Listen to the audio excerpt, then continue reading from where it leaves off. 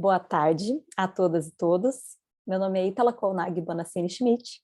O trabalho que eu vou apresentar hoje se chama Casamento Infantil, uma realidade brasileira. Vou começar compartilhando a tela aqui para a gente.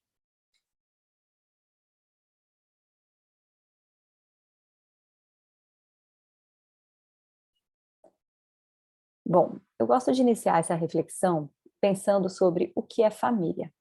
Quando nós pensamos em família, geralmente nós vemos uma visão romantizada, um ambiente de afeto, um ambiente de proteção, de cuidado, de suporte.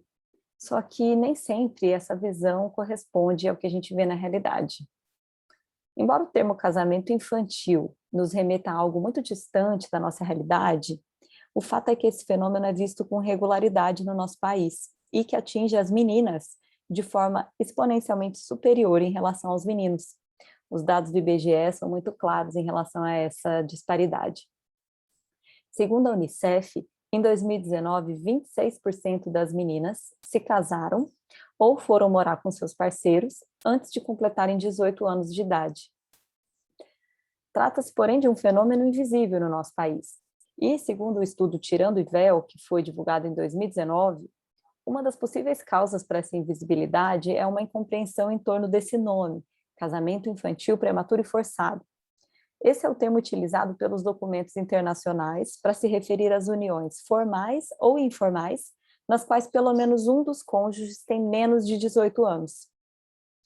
No Brasil, o mais comum é que essa prática envolva uniões informais entre meninas adolescentes e homens mais velhos, e que tenha consentimento tanto da vítima quanto da família. E isso é que acaba tornando esse termo casamento paradoxal, que vai num sentido de união, segurança e ritualidade de um lado, e de outro lado no sentido de violação de direitos, como é o caso aqui dos documentos internacionais. O termo infantil pode causar confusão, já que no Brasil é muito presente no senso comum a divisão feita pelo ECA entre criança, que seria a pessoa de 0 a 12 anos incompletos, e adolescente, que é a de 12 a 18 anos. Ainda segundo essa pesquisa, Tirando o Véu, a criança é geralmente representada por termos como alegria, inocência, brincadeira, enquanto que a adolescência é associada a ideias como confuso, rebelde, aborrecente. A gente vê com isso que a adolescência é vista mais como um problema do que como uma potencialidade. Também o termo forçado nos soa distante, porque, como foi dito, aqui as uniões costumam ter consentimento. O que a gente deve colocar aqui como questão, porém, é: constituir um casamento ou uma união precoce implica realmente uma escolha livre? Bom, à primeira vista, os estudos revelam que, ao lado de outros fatores, o amor e o desejo de constituir família são, sim, com frequência apontados como motivação para o casamento precoce. Porém, quando a gente analisa a questão mais a fundo, a gente vê que o poder de decisão frente ao casamento costuma ser apenas relativo. Primeiro, porque esse desejo geralmente vem acompanhado da necessidade de fuga de situações que já são de extrema vulnerabilidade, o que leva então muitas pessoas, principalmente as meninas, a recorrerem às uniões prematuras. Acaba sendo visto então como o caminho menos pior entre as opções vislumbradas. Os indicadores sociais relativos à infância no Brasil revelam um cenário de violação constante aos direitos fundamentais da criança e do adolescente. No ano de 2019, por exemplo, foi apurado pela Fundação Abrinq que 45,4% das crianças de 0 a 14 anos viviam em situação de pobreza e que quase 1.800.000 viviam em situação de trabalho infantil. Não é de se espantar, então, que o contexto sócio-histórico pode sim forçar um casamento. Além disso, essa ideia de consentimento certamente se encontra viciada pelo sistema de crenças que existe na nossa sociedade em torno das normas e dos papéis tradicionais relacionados a meninos e meninas. Trata-se daquelas representações simbólicas do homem como provedor material, protetor da família, e da mulher como cuidadora do lar, cuidadora dos filhos, e que deve visualizar o casamento como seu principal projeto de vida. Há também um outro fator envolvido, que é o fato de o corpo feminino ser caracterizado desde muito cedo numa perspectiva sexual. A cultura em que nós vivemos supervaloriza o embelezamento, principalmente o feminino, e estabelece padrões que influenciam as crianças a se preocuparem excessivamente com as suas aparências, construírem um corpo tido como ideal.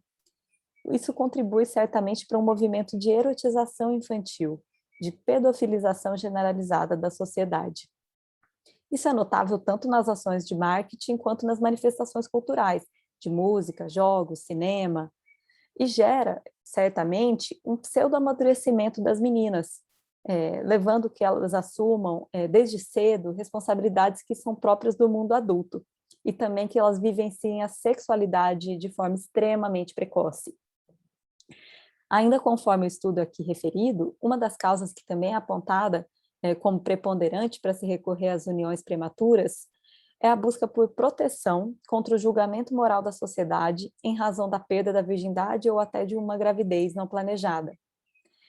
A gente nota como o esforço para poupar as famílias do estigma da gravidez fora do casamento é incorporado na nossa cultura, tanto que até o ano de 2005, a nossa legislação previa a extinção da punibilidade do abusador ou estuprador quando houvesse o casamento deste com a vítima. A gente vê, então, que também aqui se aplica a dinâmica de controle sobre o corpo e a sexualidade da mulher. Acontece que o casamento em tenra idade dificilmente atinge as expectativas almejadas pela pessoa. Também nesse estudo, se concluiu que as principais consequências dessa prática para as meninas, por ordem de prevalência, são aumento do serviço doméstico, cuidado parental exercido predominantemente por elas, falta de profissionalização, exclusão do mercado de trabalho, atraso ou abandono escolar e restrição da mobilidade e da liberdade. O que a gente vê, então, é que o casamento precoce, em regra, acaba por perpetuar as desigualdades de gênero e também afastar ainda mais o indivíduo do exercício pleno dos seus direitos. Para finalizar, nós temos hoje no Brasil que a idade mínima para se casar é de 16 anos, desde que haja autorização dos responsáveis ou suprimento judicial, caso esse casamento ocorra antes de atingida a maioridade. Em 2019, o Congresso Nacional aprovou uma lei que revogou todas as hipóteses de exceções a essa regra, e isso já pode ser considerado um grande avanço. O ideal, porém, seria que a nossa legislação interna se compatibilizasse com os tratados internacionais que falam da idade núbil de 18 anos. É possível, então, aqui fazer um controle de convencionalidade das nossas normas. Somente a mudança legislativa, porém, não seria suficiente para resolver esse problema, é claro, até porque a grande maioria das uniões precoces se dá à margem da lei e sem qualquer formalidade. O enfrentamento da questão, então, a nosso sentir, demanda atuação conjunta do Estado, organizações não governamentais e da sociedade em geral. São necessárias, nesse sentido, intervenções educacionais, principalmente na educação básica, iniciativas de empoderamento feminino, programas voltados à modificação das normas sociais e à desconstrução de expectativas de gênero, que geralmente são pautadas num ideal masculino de felicidade e realização. Além disso, o acesso a informações sobre saúde sexual e reprodutiva é essencial para a erradicação dessa prática.